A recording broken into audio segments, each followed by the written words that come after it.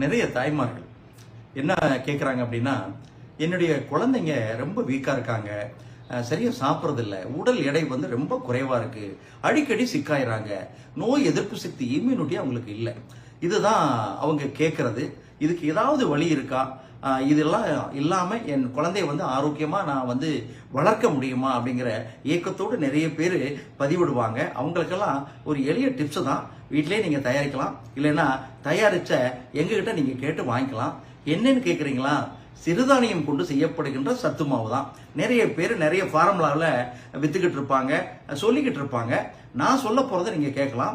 அதே போல சிறுதானியம் என்ன பண்ணுங்க, கம்பு, சோளம், வரகு, திணை, சாமை, ராகி, கருப்பு உளுந்து, நிலக்கடலை, பொட்டுக்கடலை, அதே போல ஜவ்வரிசி, பார்லி அரிசி, நட்ஸ்ல வந்து பாத்தீங்கன்னா பாதாம், முந்திரி, பிஸ்தா, வால்நட்டு, அதே போல கடைசியா இது செரிமணம் ஆகணும் இல்லையா, மனமா இருக்கணும், செரிமணம் ஆகணும், வயிறு தொந்தரவு வரக்கூடாது.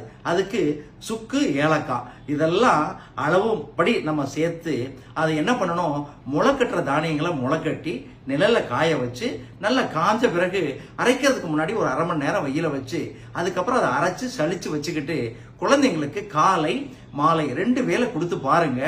நோய் எதிர்ப்பு சக்தி கிடைக்கும், உடல் எடை கூடும். அடிக்கடி வந்து சளி பிடிக்குது, காய்ச்சல் வருது, இருமல் வருது, உடல் வந்து ரொம்ப வீக்கா இருக்கு, இது எல்லாமே எங்க போச்சுன்னே தெரியாது.